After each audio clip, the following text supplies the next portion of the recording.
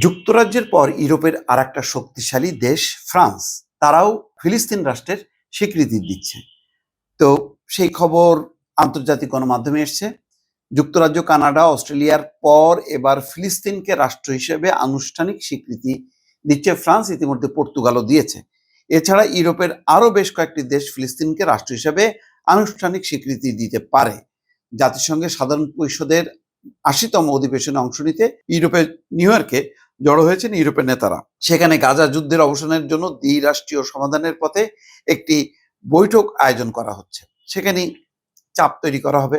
এখন আসলে এইটা চাপটা যদি ফেল করে কোনো কারণে, তাহলে কিন্তু ইসরায়েল ভয়ঙ্কর রাষ্ট্র, তারা কিন্তু আরো আক্রমণ বাড়ায় দেবে।